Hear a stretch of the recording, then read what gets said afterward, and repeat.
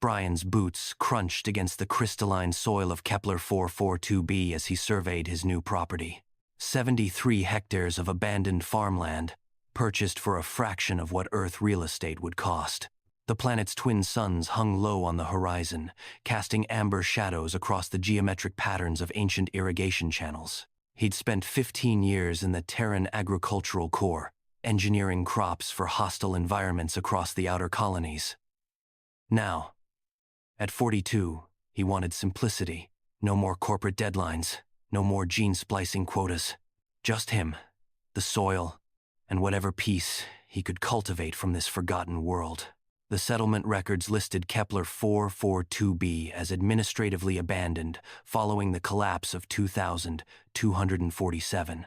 The Velkari had terraformed it centuries ago, then vanished during the Great Silence, perfect for a human hermit.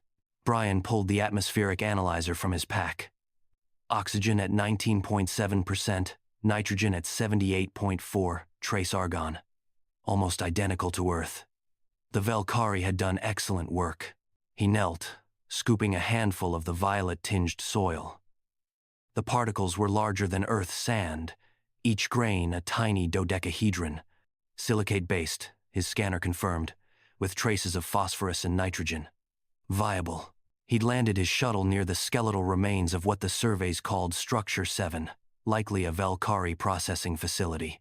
Most of it had collapsed into rubble, but one wing remained intact, its walls constructed from that impossible Velkari ceramic that seemed to drink light. The plan was simple. Spend the first month establishing a habitat, testing soil compositions, then beginning cultivation. He had seeds for 40 different earth crops, all genetically modified for alien soils. In 2 years, he'd be completely self-sufficient. Brian was unloading his third cargo container when he heard a sound that shouldn't exist on an abandoned planet. A child's laughter. He froze, hand moving instinctively to the plasma cutter on his belt. Not a weapon, exactly, but it would do. The laughter came again, high and musical, from inside Structure 7. Brian approached carefully. Scanner active. Life signs. 2. Both. Velkari. His heart rate spiked. The species was functionally extinct. Hadn't been seen in 70 years.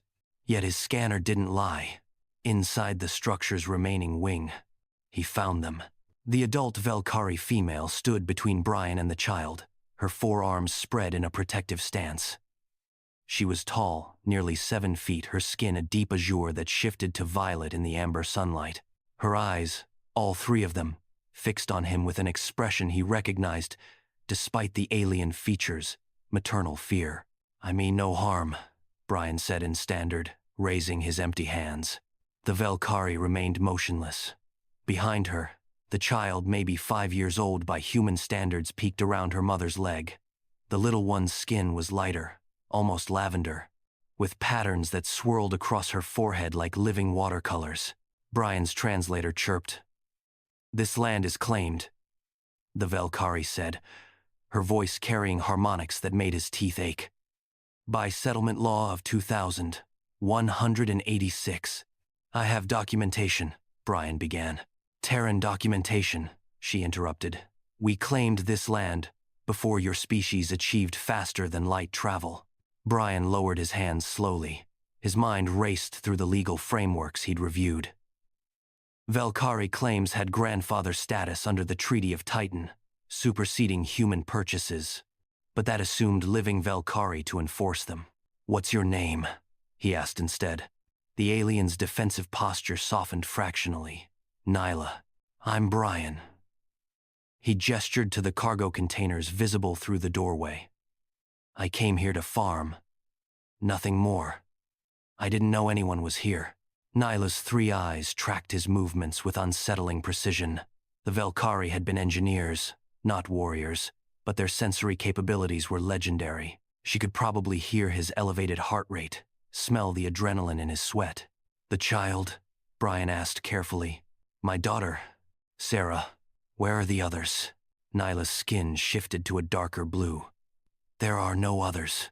The implication settled like lead in Brian's stomach. "Alone."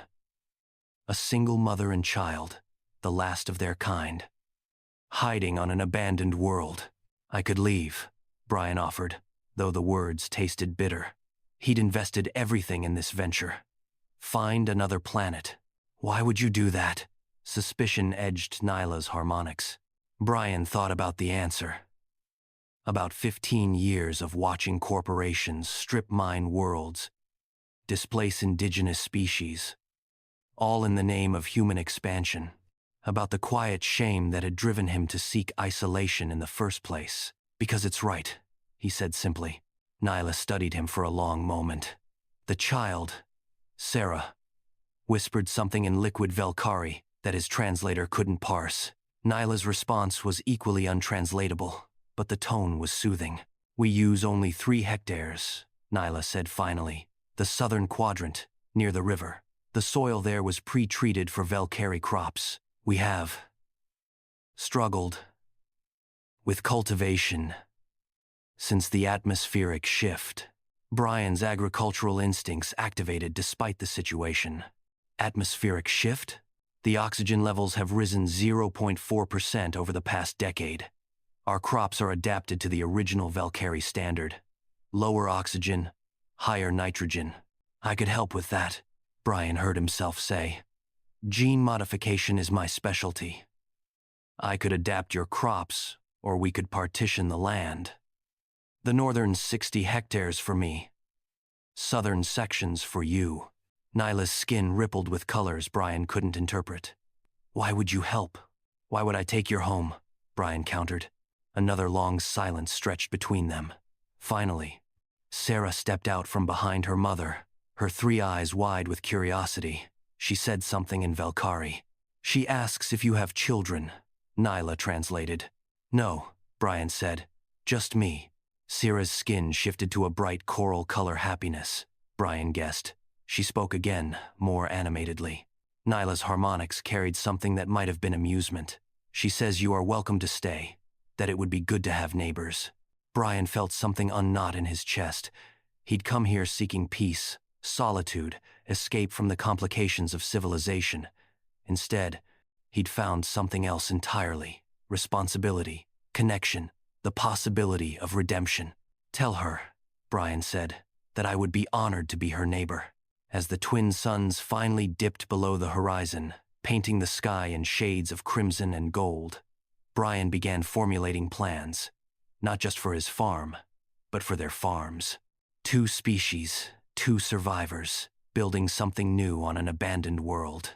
Peace, it seemed, was more complicated than he'd imagined, and infinitely more rewarding. And